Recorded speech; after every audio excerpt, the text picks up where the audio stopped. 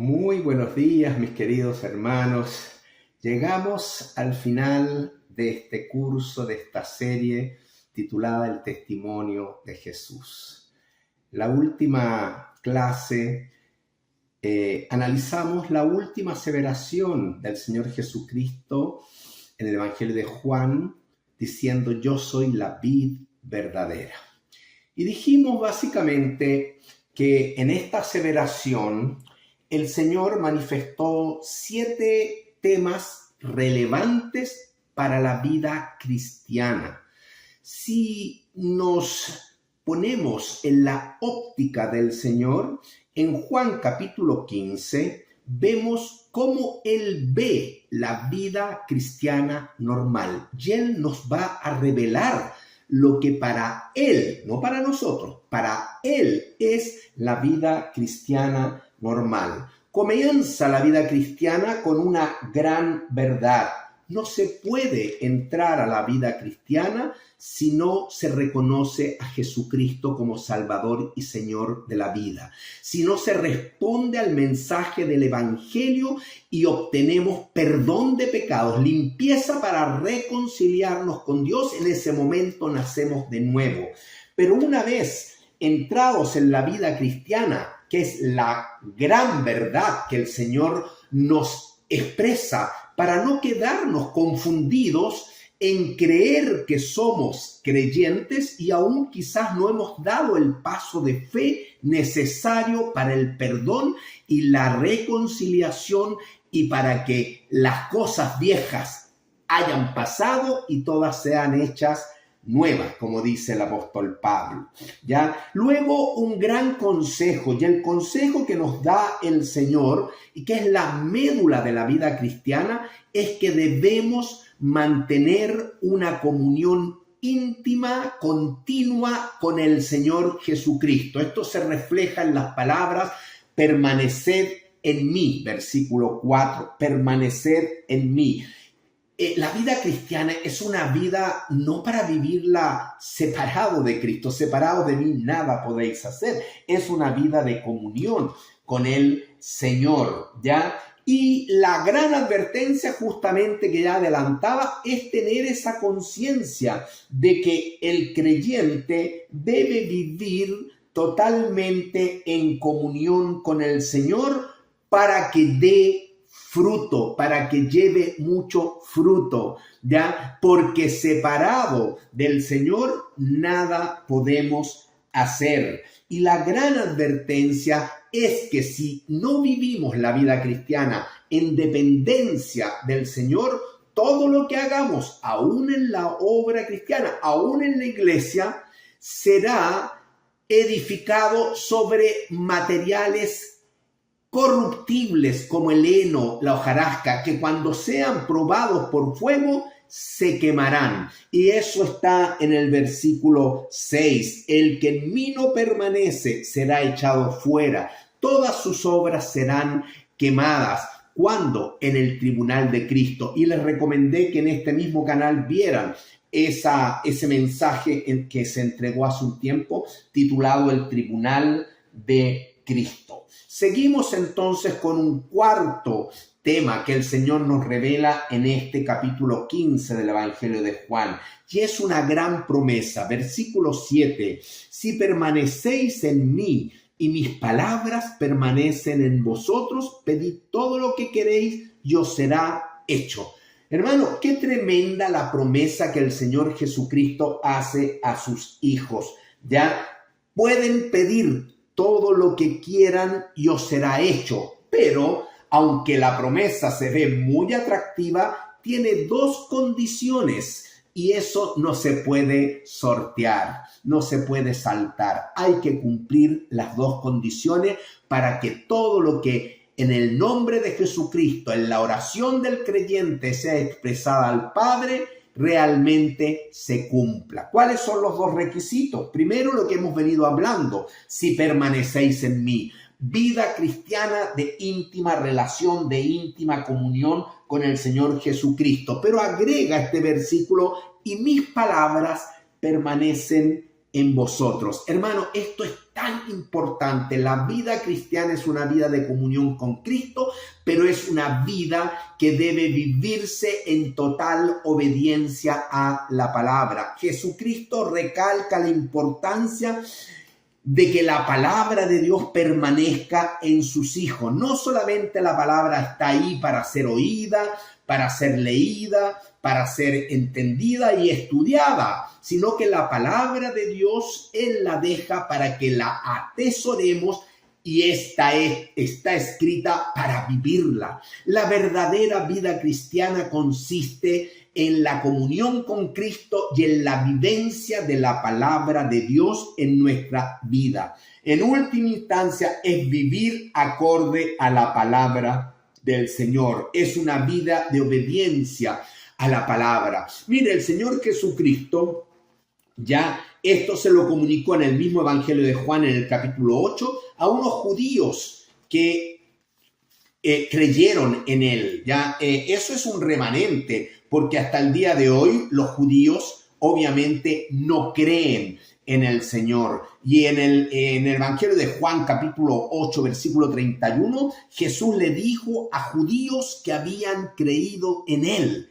Es una raza especial y pequeña, ¿ya? Porque hasta el día de hoy el judío rechaza a Cristo como Mesías, ¿ya? Pero estos creyeron en él, y a ellos, a esos discípulos, a estos judíos creyentes, Jesús les dijo, escuche, si vosotros permaneciereis en mi palabra, si ustedes viven la palabra de Dios, palabra que será escrita en vuestros corazones, no en las tablas de piedra, sino en vuestros corazones, seréis verdaderamente mis discípulos.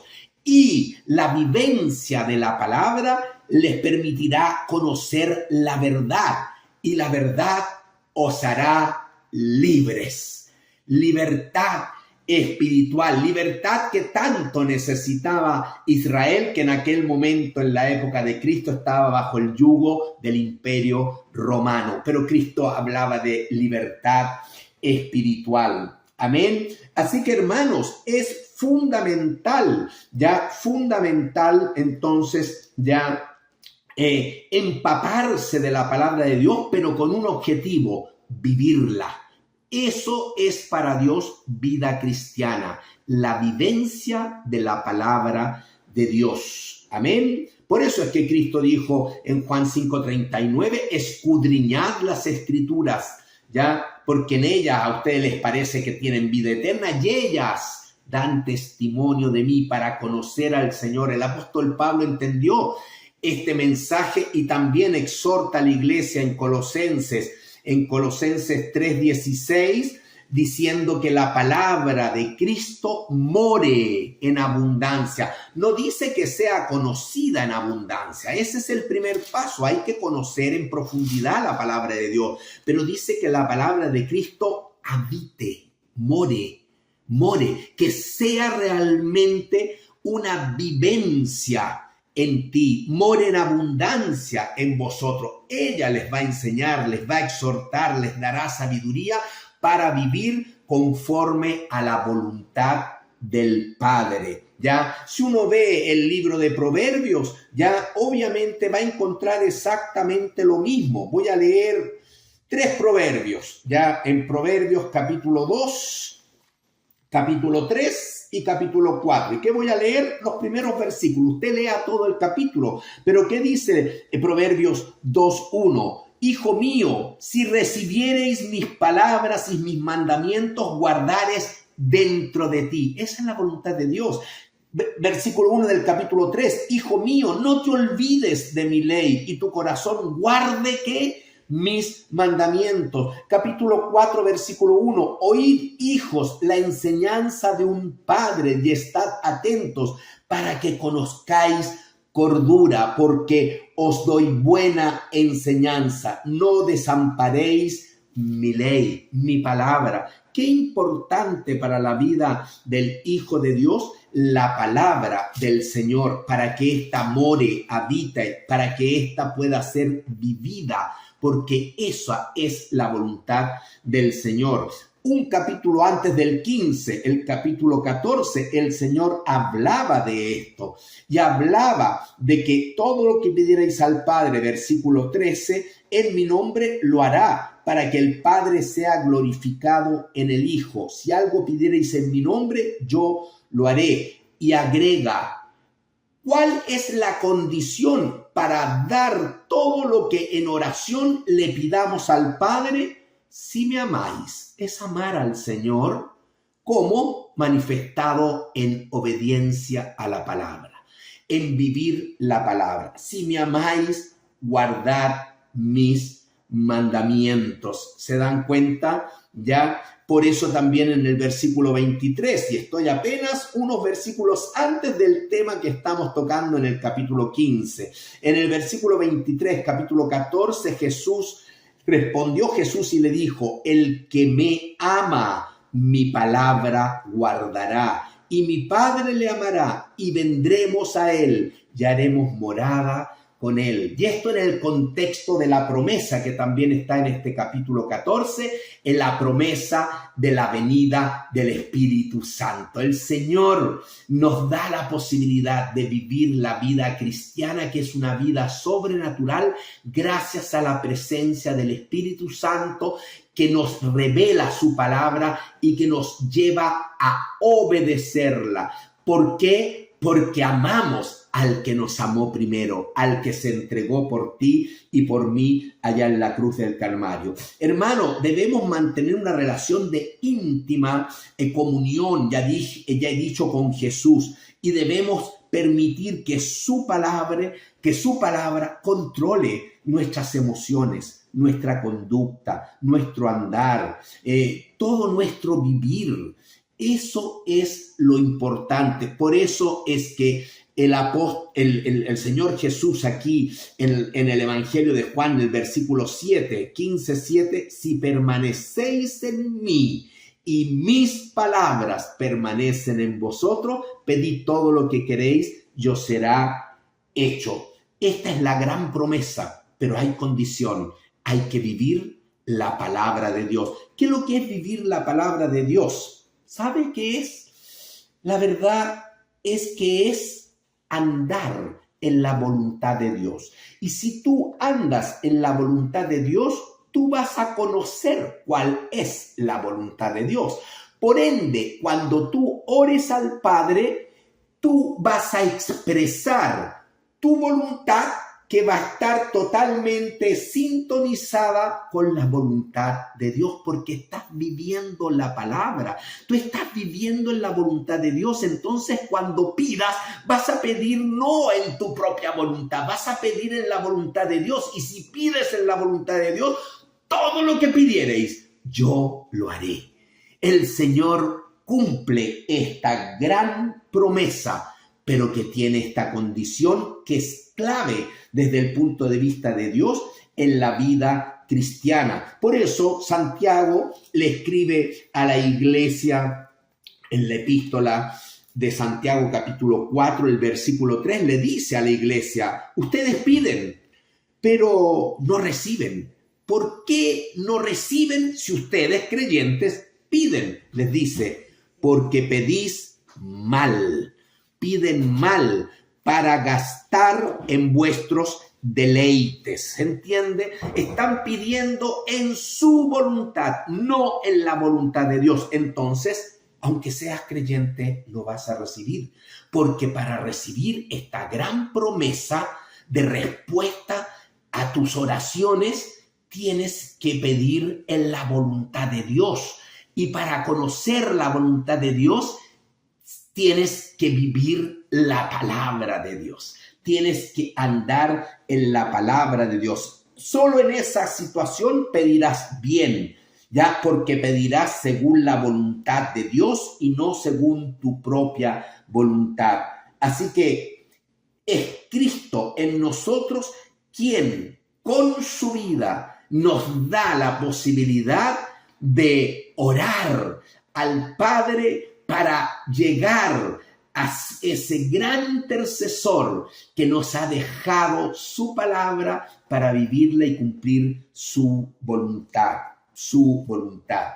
Por eso en Primera de Juan, terminando la epístola de Primera de Juan en el capítulo 5, vamos a ir a Primera de Juan, no al Evangelio, a la primera epístola de Juan, y en el capítulo 5 y en el versículo 14, Juan refuerza este mismo pensamiento diciendo, y esta es la confianza que tenemos en él. Esta es la confianza que puede tener todo hijo de Dios, que permanece en Cristo y que vive la palabra de Dios. Recuerda los requisitos. ¿Cuál es esta confianza que tenemos en Cristo? Que si pedimos alguna cosa conforme a su voluntad, subraye, conforme a su voluntad, Él nos oye. Y si sabemos que Él nos oye, en cualquiera cosa que pidamos, sabemos que tenemos las peticiones que le hayamos hecho. Es decir, sabemos que la respuesta es segura, porque es una promesa ciertísima del Señor. Hermano, eso para Cristo es la vida cristiana. Es una vida de nuevo nacimiento, pero es una vida de permanecer en Él. Es una vida de que en Él podemos llevar fruto. Es una vida de obediencia a la palabra, de vivir la palabra, para que en nuestra oración Él responda con gozo, responda con la decisión de cumplir su promesa. Así que cuarto, esta es la gran promesa. Qué tremendo poder tiene la oración. Con razón, también Santiago escribe, la oración del justo puede mucho. Amén. Bien, quinto tema que el Señor toca en este pasaje, todo relativo a la vida cristiana. Ya versículo 8 al 13 nos va a revelar un gran propósito. Fíjese el versículo 8. En esto es glorificado mi Padre, en que llevéis mucho fruto y seáis así mis discípulos. ¿Ya? Podemos seguir leyendo al versículo 13, pero me detengo aquí. Hermanos, aquí aparece un término interesante que me parece que no había estado antes. Aparece el término, en esto es glorificado, el término glorificado. ¿Ya? En esto es glorificado mi Padre. ¿Saben por qué? Porque la vida cristiana, desde la perspectiva de Dios, tiene un gran propósito. Que todo creyente le dé, mientras viva en esta corta vida, antes de entrar a la vida eterna con nuestro Señor, que toda vida creyente le dé la gloria a Dios. Ese es el propósito, darle la gloria a Dios. Mire, el Salmo 19, versículo 1 nos hablan de que los cielos cuentan la gloria de Dios. Pero acá yo veo, hermanos, que el cristiano debe ser la expresión máxima de la gloria de Dios. Por eso, todo lo que hagáis debe ser hecho para la gloria de Dios. ¿Cómo? Llevando mucho fruto. ¿Ya? En sí mismo debemos llevar fruto, el fruto del Espíritu. Pero Pablo lo entendió bien en el libro de Gálatas. Y primeramente, antes de hablar del fruto del Espíritu, en el capítulo 5 de Gálatas, versículo 20, ya él nos habla en Gálatas 2:20, justamente con Cristo estoy juntamente crucificado. Ya no vivo yo, mas vive Cristo en mí. Esa es la vida cristiana. Es que el yo está crucificado juntamente allá en la cruz con Cristo, y ya en mi vida nueva no vivo yo, mas vive Cristo en mí. En esa condición Pablo puede decir que todo creyente debe ser lleno del Espíritu Santo. Y el fruto del Espíritu es amor, gozo, paz, paciencia, benignidad, bondad, fe, mansedumbre, templanza. Contra tales cosas no hay ley.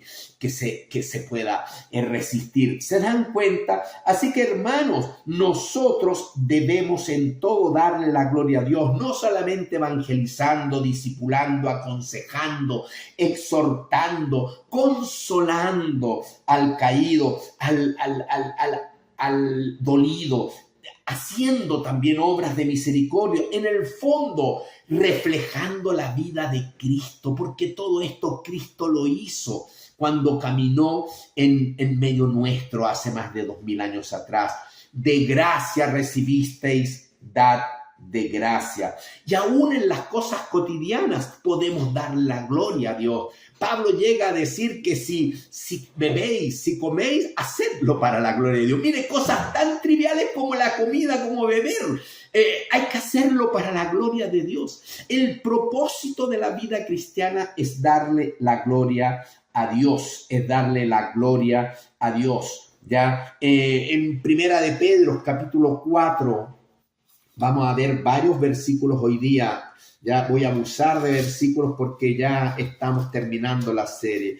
En Primera de Pedro, déjeme ver. Primera de Pedro,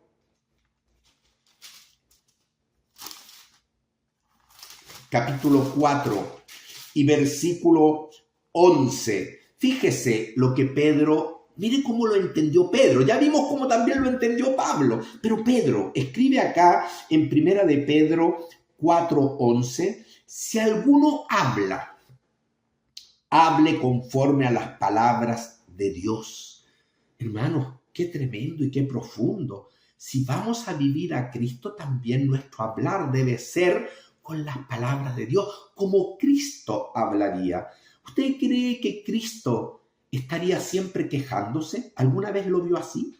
¿Usted cree que Cristo siempre va a estar criticándole? ¿Que Cristo está señalando? ¿Que Cristo está hablando a espaldas de otra persona? ¿Que Cristo está murmurando? ¿Es ese la forma de hablar de Dios? No. Y aquí Pedro nos dice, si algún creyente habla, hable conforme a las palabras de Dios. Si alguno ministre conforme al poder que Dios da. ¿Para qué? Escuche, para que en todo sea Dios glorificado. Es la única forma de darle la gloria a Dios. No solamente en cómo bebéis, en cómo coméis, sino también en cómo habláis, que es tan relevante. Hermanos, tenemos que cambiar toda nuestra vida.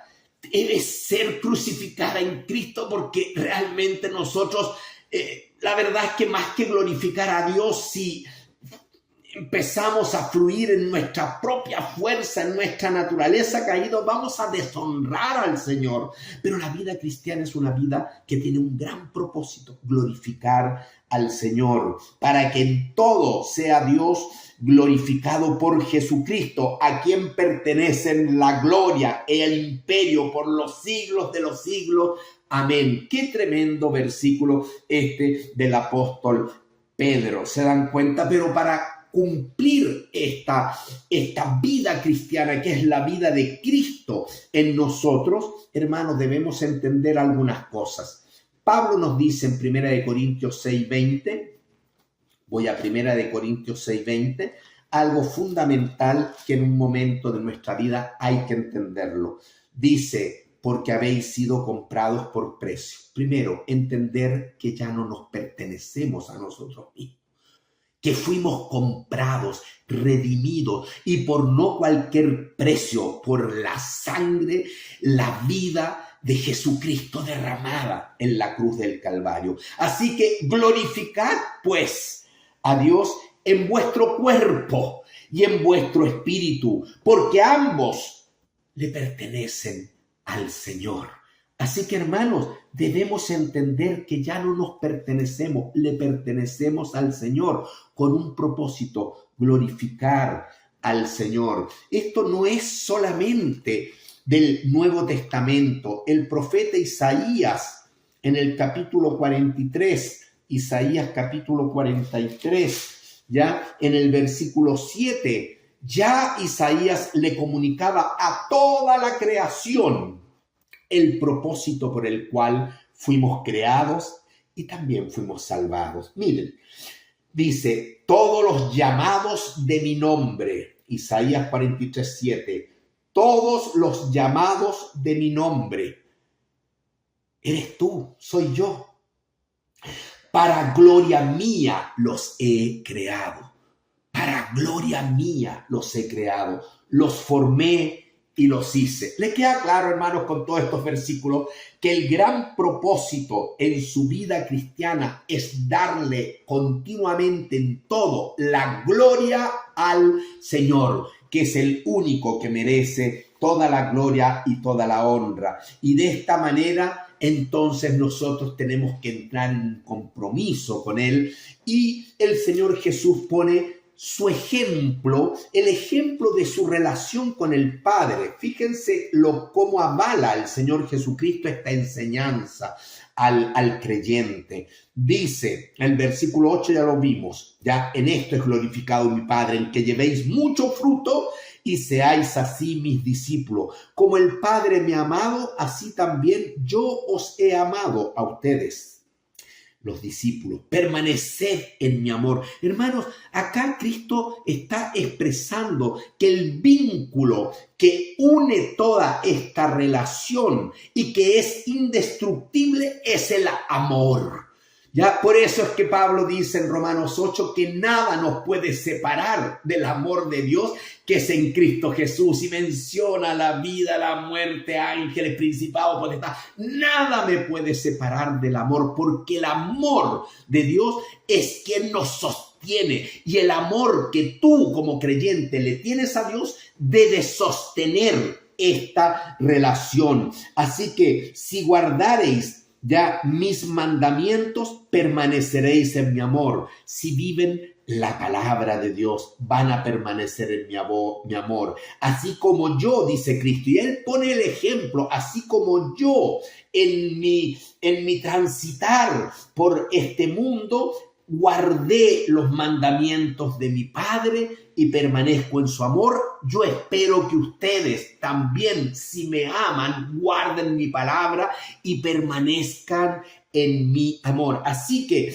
hermano, lo que aglutina toda esta relación en este estado reconciliado de Dios con su criatura, contigo, conmigo, como hijos de Dios, es el amor de Dios. Y por eso es que Él expresa, versículo 13, nadie tiene mayor amor que que uno ponga su vida por sus amigos. Humanamente hablando, no hay un amor más grande, humanamente, por un amigo que tú amas entrañablemente y es condenado a muerte, y tú vienes y dices, yo amo a mi amigo, por lo tanto, en mi amor tan grande por él, yo doy mi vida por mi amigo. Ese es el amor más grande, ya humanamente hablando. Pero Cristo nos dice la palabra que nos amó cuando éramos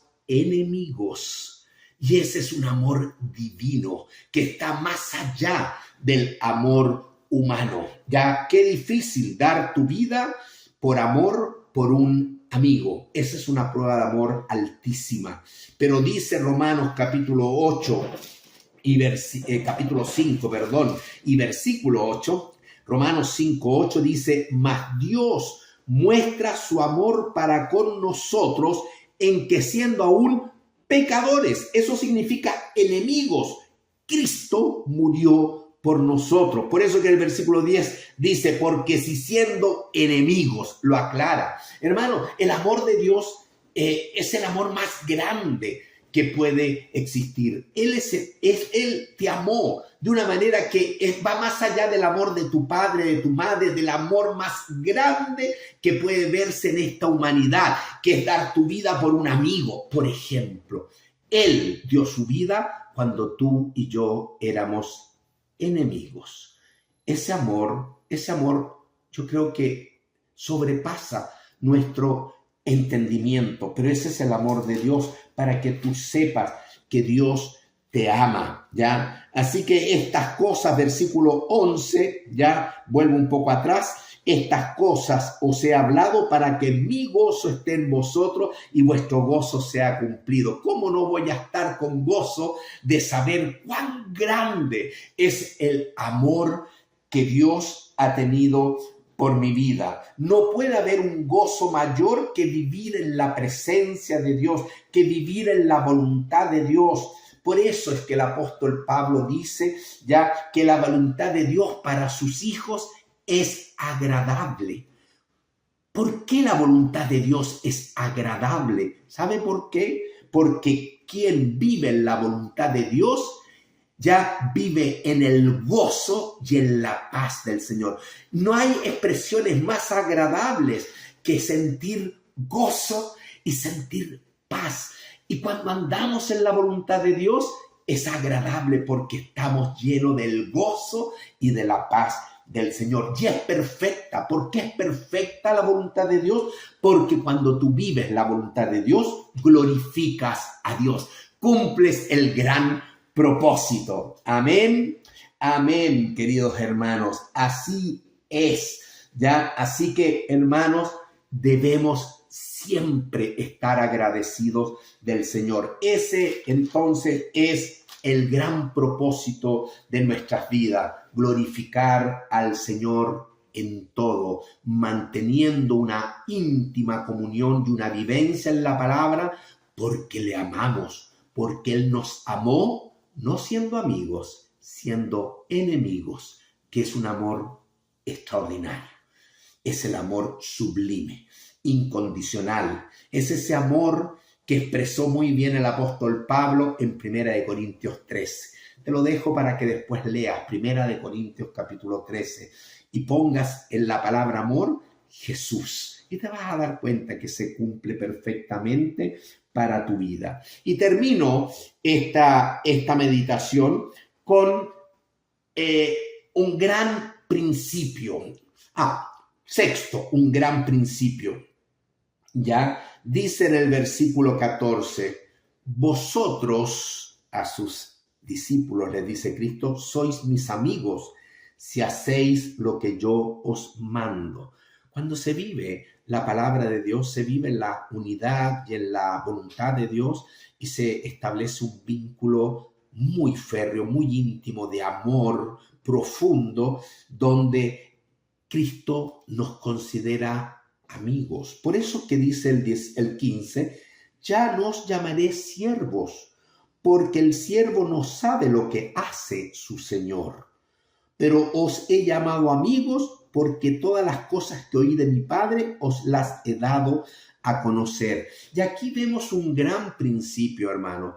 El principio de que Dios no solamente quiere una comunión íntima con sus hijos, sino una comunión que crece al punto que Él puede tener la confianza de poder revelar cosas ocultas, cosas más profundas, como le dijo Dios a Jeremías, ¿ya? Cosas profundas. Mire, usted tiene amigos, ¿no es verdad? Seguramente solo a su amigo usted le ha contado las cosas más íntimas de su vida, ¿no es verdad?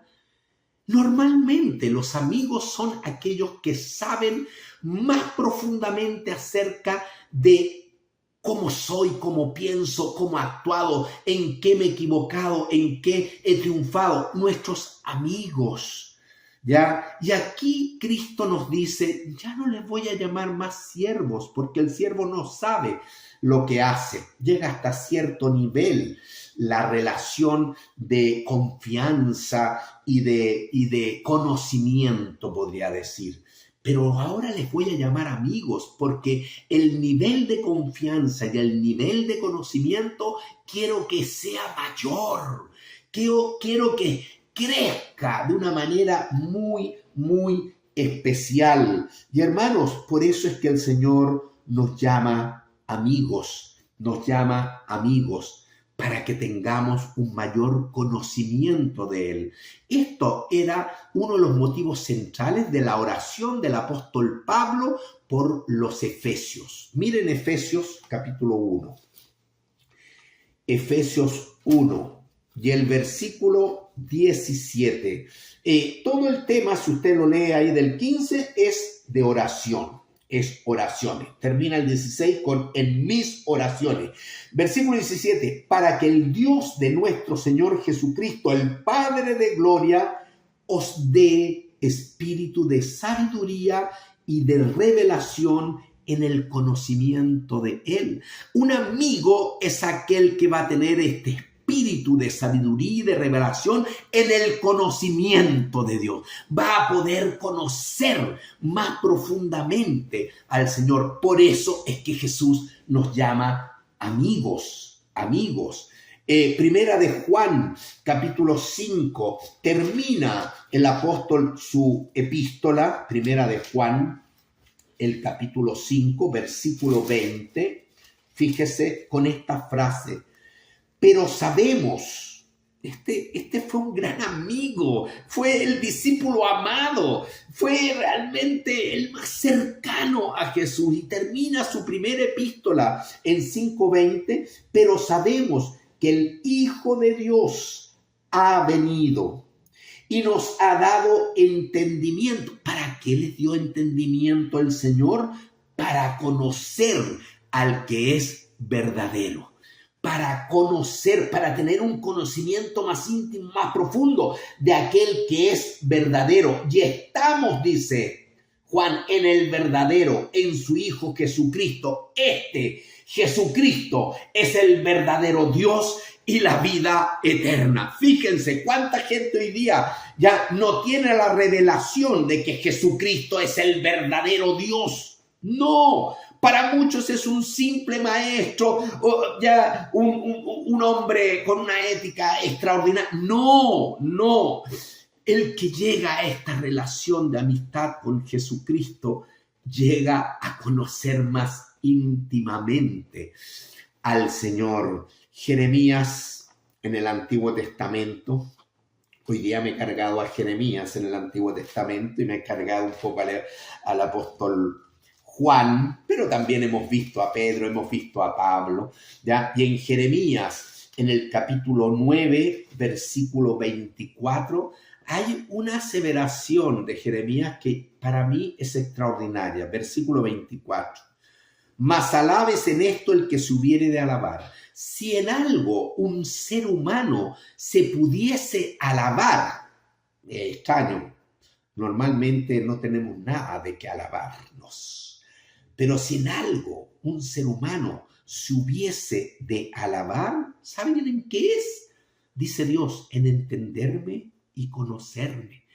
Porque si entiendes y conoces a Dios, entraste en una relación de amigo, en entenderme y conocerme que yo soy Jehová. Vas a conocer en profundidad a ese Dios verdadero y que tengo estas características, que hago misericordia, hago juicio y justicia en la tierra, porque estas cosas quiero. Así que cuando me conozcas en profundidad y sepas que esto para mí es de lo más importante, hacer misericordia, juicio, justicia, y sepas que esa es mi voluntad, entonces tú que eres mi amigo tienes que hacer lo mismo. Tienes que llenarte de misericordia y hacer misericordia, juicio y justicia, porque estas cosas quiero, dice Jehová. ¿Y cómo Jehová las va a hacer? Si no es a través de sus hijos, es a través de su iglesia, es a través de tu vida y de mi vida. Gloria a Dios. Eso significa en Juan 15, ya no les voy a llamar más siervos, les voy a llamar amigos. Gloria al Señor, hermano. Estamos entrando en profundidades del conocimiento de nuestro Señor.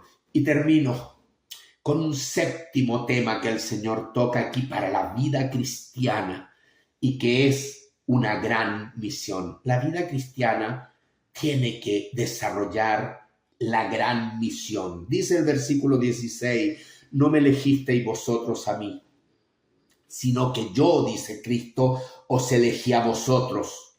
¿Pero para qué? ¿Cuál es el trabajo que tú quieres, Señor?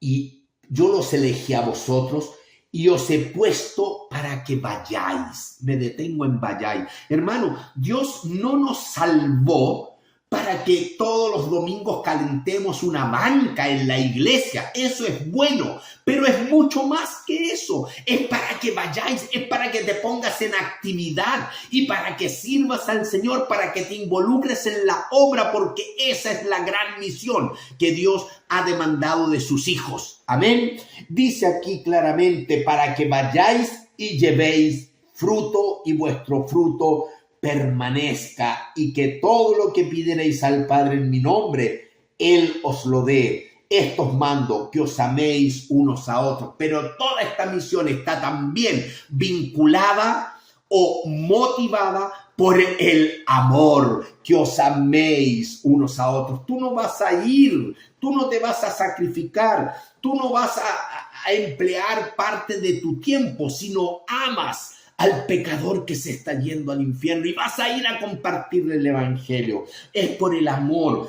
Esta es la gran misión, que Cristo nos ha salvado. ¿Para qué? Para que vayamos, para que nos movilicemos, para que nos activemos. No hay pasividad, no hay letargo, no hay tibieza. Aquí hay compromiso y hay un avivamiento en el corazón de todo creyente, porque tiene que movilizarse y tiene que ir y dar fruto que permanece. Por eso es que el Señor Jesucristo, la gran misión que dejó a todo creyente una vez resucitado, allá en Mateo 28, cuando resucitado dice, toda potestad me es dada en los cielos y en la tierra, toda autoridad es del Señor. Por tanto, en base a esa autoridad, Cristo a ti te dice, ya, por tanto, id a todas las naciones y hacer discípulos. Esa es tu misión, esa es la gran misión. Hay que ir desde mi Jerusalén, que es mi familia, luego extender a mi grupo social, a mis amigos y mi grupo laboral quizás o estudiantil, pero a mi vecindario, pero tengo que ir más allá, hasta lo último de la tierra, dice el Señor. Así que hay que hacer la misión del Señor. Eso es parte también que Dios ve de una vida cristiana normal.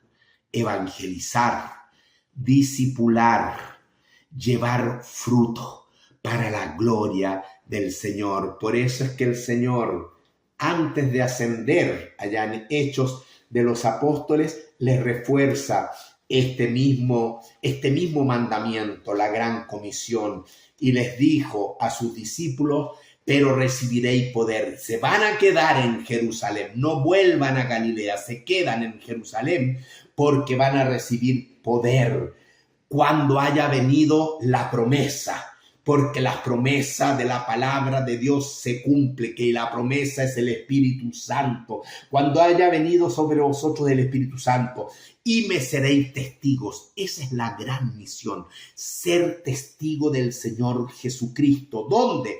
En Jerusalén, ya hablábamos de eso, en Judea, incluso en ambientes inhóspitos como Samaria para un judío, y hasta lo último de la tierra. Hermanos, esa es la gran misión.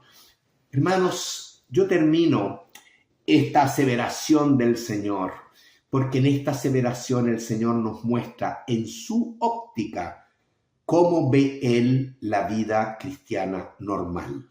Comienza con una respuesta de fe a la palabra, con limpieza, con nuevo nacimiento, pero luego continúa en plena dependencia del Señor. Permaneced en mí para llevar fruto. Separados de mí, nos advierte, nada podéis hacer. Pero estamos llenos de promesa, de vivir amando al Señor vivir en comunión con Él y viviendo la palabra en su voluntad, y en esa condición cualquier cosa que pidiereis será hecha. Y hermanos, además debemos entender que nuestra vida no nos pertenece. Fuimos comprados por precio y hay un gran propósito en nuestra vida, que es darle en todo la gloria al Señor. Y lo que Dios quiere como un gran principio es que seamos amigos, para que haya una relación más profunda de confianza y de conocimiento, y podamos conocer en toda su plenitud previo a la entrada al reino de Dios en los cielos, podamos conocer en todo a nuestro Señor, y Él nos va a revelar ese conocimiento, y Él nos manda por este mundo a cumplir la gran misión, para que anunciéis las virtudes de aquel que os llamó de las tinieblas a su luz admirable. Así ve Dios la vida cristiana. ¿Qué vas a responder al Señor? Oremos.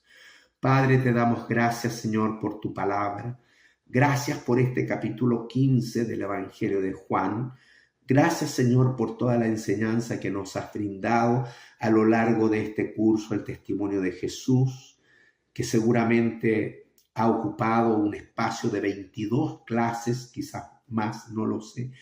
Pero, Señor, cada una de ellas que va a estar, Señor, a la vista de cualquier persona que consulta, Señor, por YouTube, nuestro canal, Señor, @un mensaje cristiano.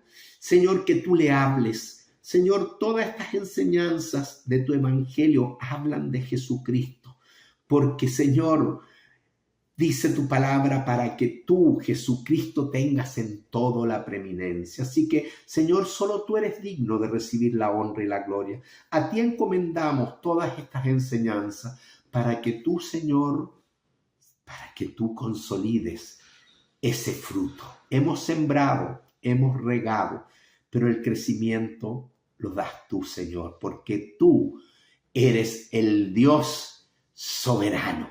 Tú eres nuestro Redentor, nuestro Salvador y nuestro Señor. Y a ti, Señor, esperamos que vengas para que podamos estar toda la eternidad en tu presencia. Yo te ruego que muchos que escuchen esta palabra puedan caer a tus pies y reconocer que Jesucristo me amó de tal manera que entregó su vida aún yo siendo un pecador. Y Él me limpia si yo deposito mi fe en el sacrificio y en la obra consumada de Cristo. Oh Señor, ruego que muchos puedan llegar a conocerte por medio de la predicación de tu palabra. Gracias, mi Dios, en el nombre de Cristo Jesús. Amén.